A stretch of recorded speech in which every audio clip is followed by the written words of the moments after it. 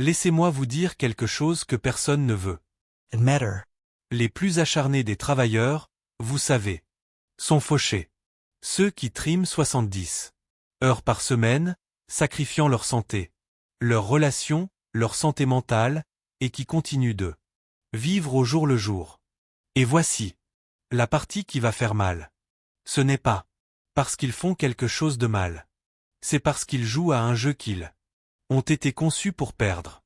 On vous a menti toute votre vie. On vous a nourri de ce beau mythe toxique selon lequel le travail acharné est synonyme de succès.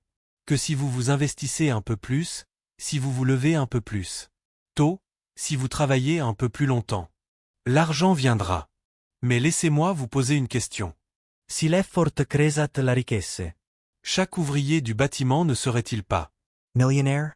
chaque infirmière, chaque enseignant, chaque personne qui se tue à la tâche 12 heures par jour ne conduirait-elle pas une Bentley? La vérité est plus sombre que vous ne le pensez. L'argent ne suit pas la sueur. Il suit le pouvoir. Et tant que vous ne comprendrez pas cela, vous passerez votre vie à bâtir l'empire de quelqu'un d'autre pendant qu'il se prélasse aux Maldives. Commençons donc par le fondement de ce mensonge, l'idée que le travail acharné est la voie de la richesse. Attention, je ne dis pas que le travail n'a aucune importance, mais voici ce que personne ne vous dit. Le travail est le prix d'entrée, pas le billet d'entrée pour le luxe. Car dans la réalité, celle qu'on ne vous apprend pas à l'école, il existe une hiérarchie impitoyable. Et comprendre cette hiérarchie fait la différence entre rester pauvre et s'enrichir rapidement. À la base, on trouve les travailleurs. Ce sont des personnes qui échangent directement leur temps et leur énergie contre de l'argent. Ils travaillent 1 heure, ils sont payés pour 1 heure, ils arrêtent de travailler, l'argent s'arrête. C'est le piège dans lequel la plupart des gens vivent toute leur vie. Ils croient progresser, mais en réalité, ils ne font que courir plus vite sur le même Tapis roulant. un niveau au-dessus, on trouve les Managers. eux, ils ne se contentent pas de travailler, ils organisent le travail des autres. Ils commencent à comprendre l'effet de levier, mais ils restent prisonniers du temps pour l'échange d'argent. Ils sont simplement un peu mieux payés.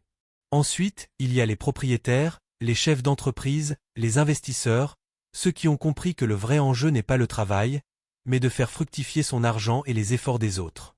Ils se sont libérés du piège du temps. Ils gagnent de l'argent pendant leur sommeil. Et tout en haut, on trouve les architectes de systèmes. Ce sont ceux qui ne se contentent pas de posséder des entreprises. Ils créent les règles de secteurs entiers. Ils ne jouent pas le jeu, ils le conçoivent. Pensez à Rockefeller. Pensez à Bezos. Pensez à tous ceux qui ont bâti quelque chose de si fondamental que tous les autres doivent se plier à ces règles. Or, voici ce que Mashali a compris il y a 500 ans et que la plupart des gens ne comprennent toujours pas aujourd'hui. Celui qui travaille pour autrui est un serviteur, quel que soit son salaire. Celui qui fait travailler les autres est un maître. Il ne s'agit pas de morale, ni d'équité, mais de structure. Il s'agit de comprendre où réside réellement le pouvoir. La grande illusion est de croire qu'on peut gravir les échelons du haut en bas. C'est impossible. Pas en travaillant plus dur au même niveau. Il faut changer complètement de stratégie. Alors, si le travail acharné n'est pas la solution, qu'est-ce que le pouvoir? Pas la version caricaturale du pouvoir, ni la domination ou la cruauté.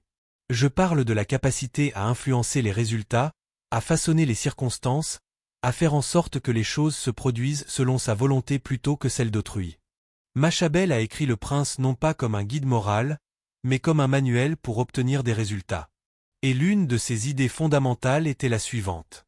L'argent est au service du pouvoir, non de l'effort. L'argent est une conséquence, non une cause. Voilà ce qui arrive lorsqu'on contrôle quelque chose de précieux. Quand on dispose de ressources, quand on crée un effet de levier. Pensesi griega. Comme ceci. Un médecin travaille incroyablement dur.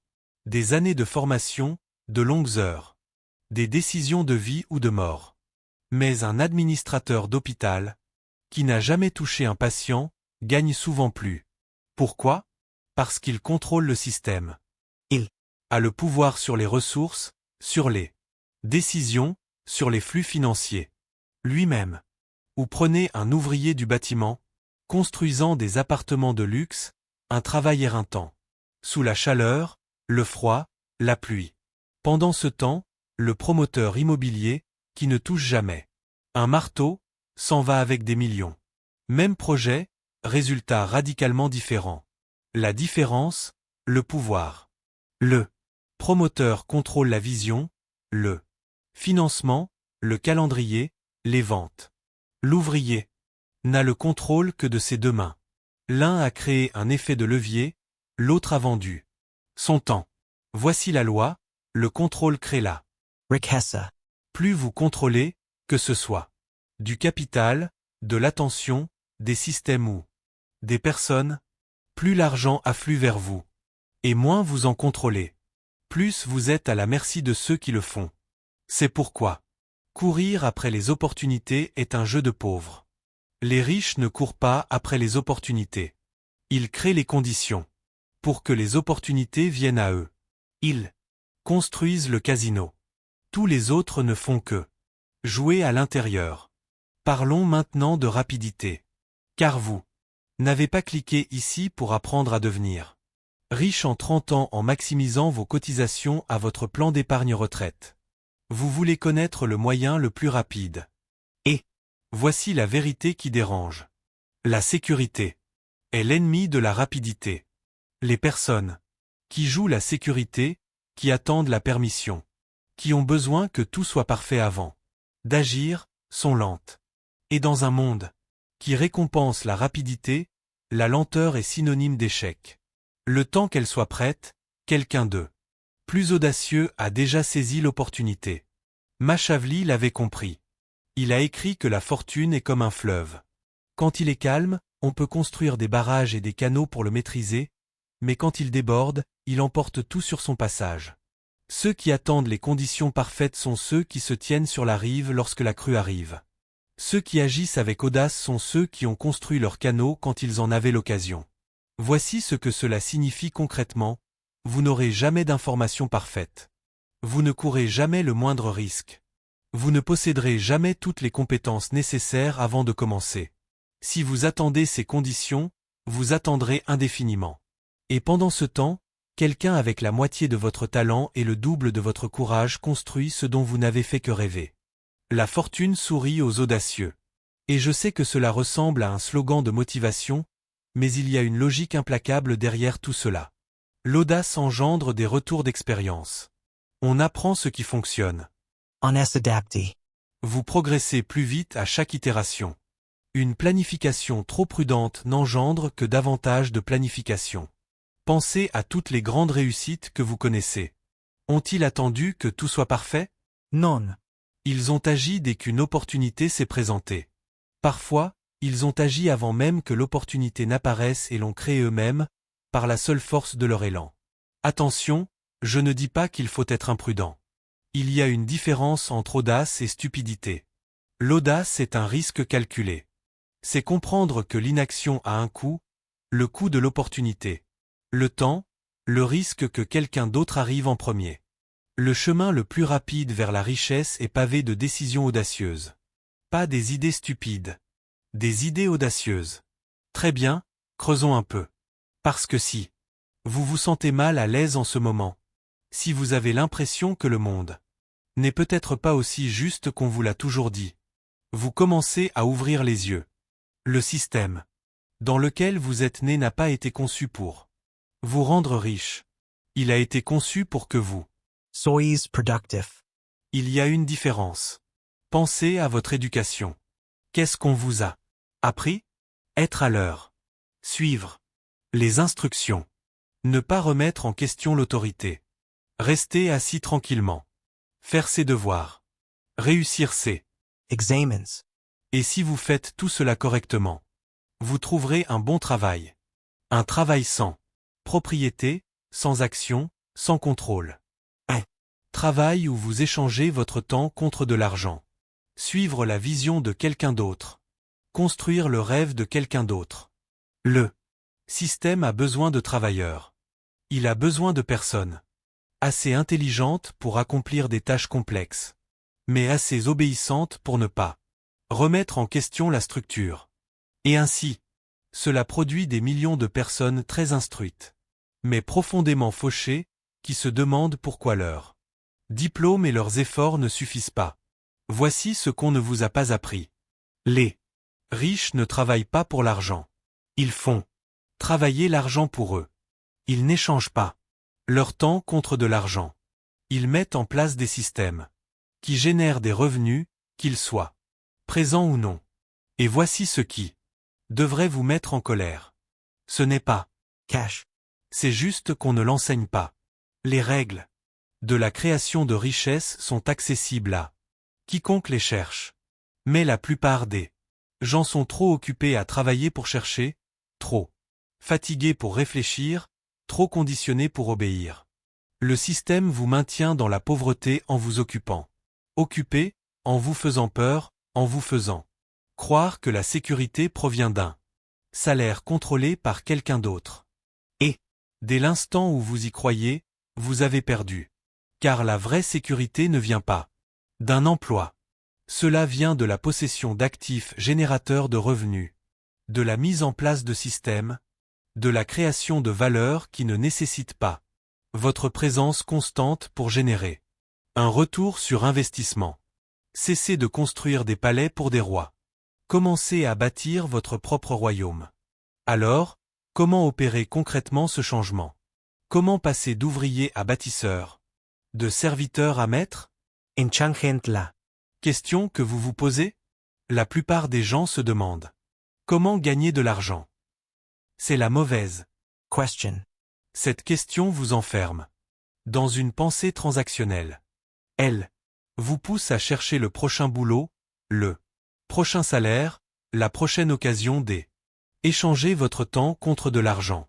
La bonne question est, comment créer du pouvoir? Comment. Développer mon influence?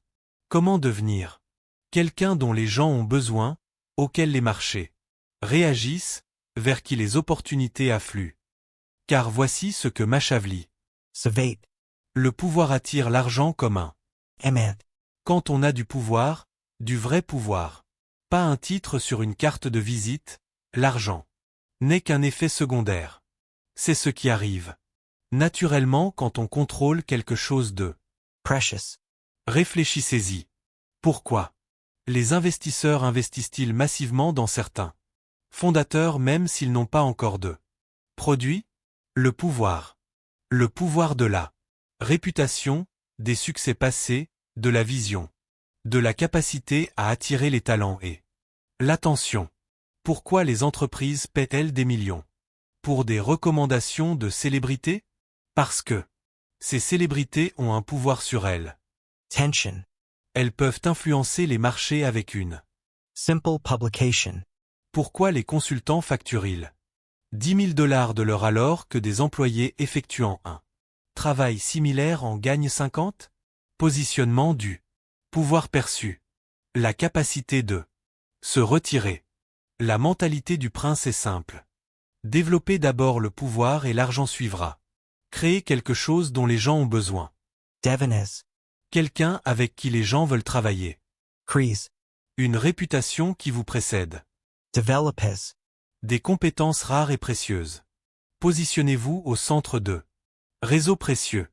L'argent découle toujours du pouvoir. Très bien, passons à la pratique, car la philosophie sans action n'est que Phantasm.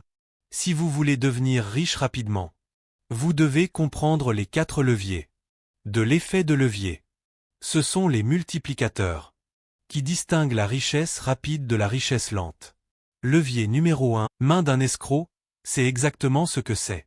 Mais pour ceux qui comprennent le pouvoir, l'image est stratégique.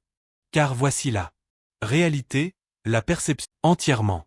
Vous n'avez pas besoin d'être la personne la plus forte de la pièce. Vous avez besoin d'être en contact avec les personnes les plus influentes de la pièce. C'est l'effet de levier à son niveau le plus sophistiqué. Il ne s'agit pas seulement d'utiliser l'argent ou le temps des autres, mais aussi leur influence, leur réseau, leur Reputation. Machiavelli l'avait compris. Profondement.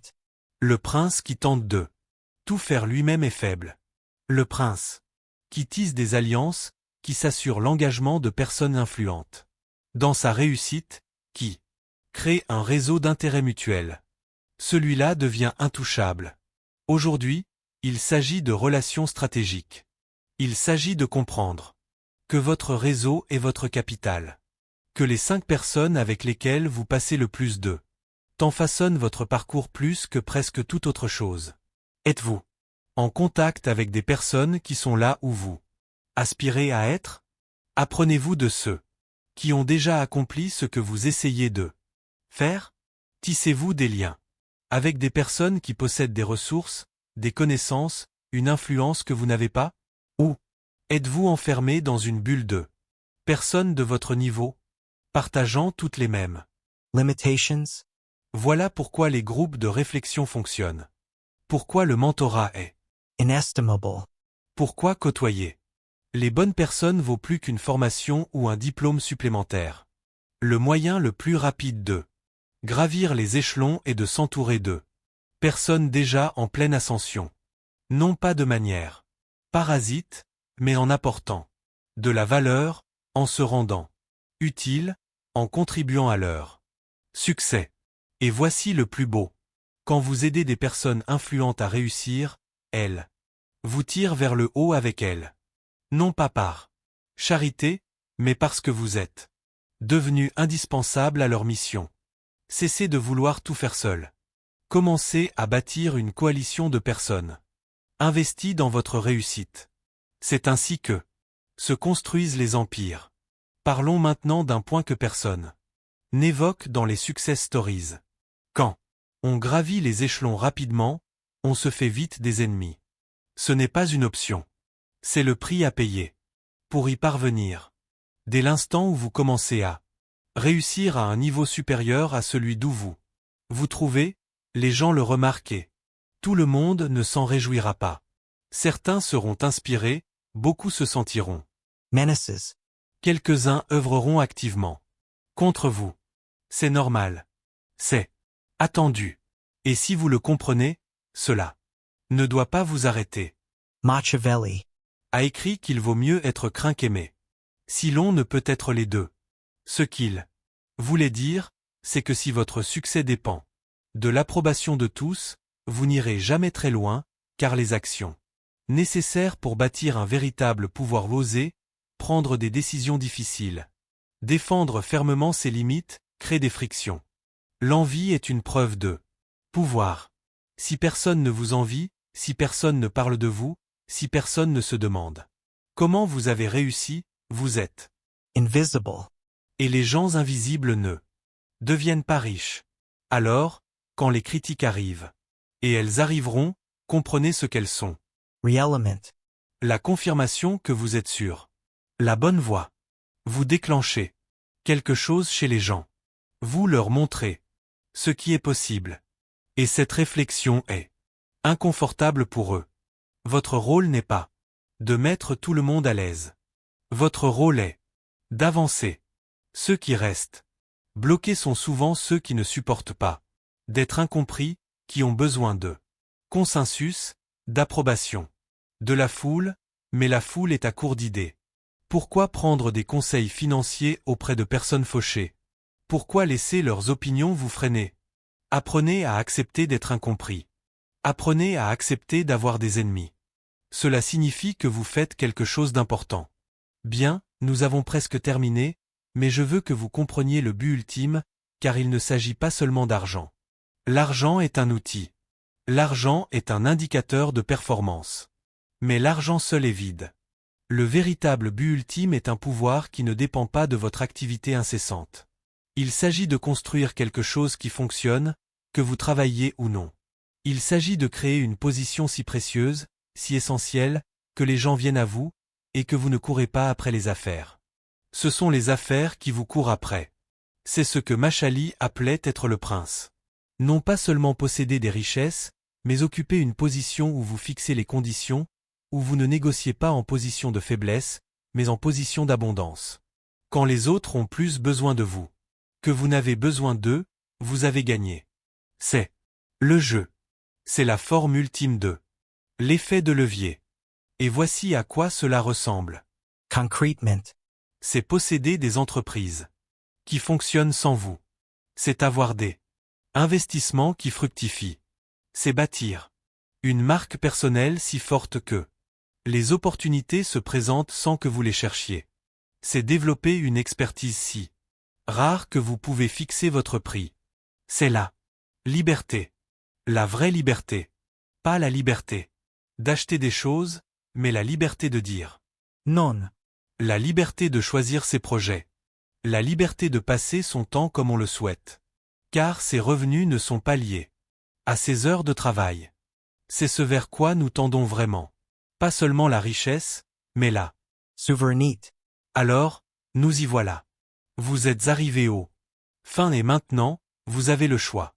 Vous pouvez fermer cette vidéo et retourner à ce que vous faisiez. Retournez aux mêmes stratégies qui vous ont maintenu exactement là où vous êtes. Retour à l'illusion que le travail acharné seul vous sauvera. Ou vous pouvez accepter la vérité que nous avons construite. La richesse n'attend pas les timides, la fortune coule à flot. Et le moyen le plus rapide de s'enrichir n'est pas de travailler plus dur dans le mauvais domaine, mais de changer complètement de stratégie. Choisissez une chose. Dans cette vidéo, une seule. Un geste audacieux que vous avez évité.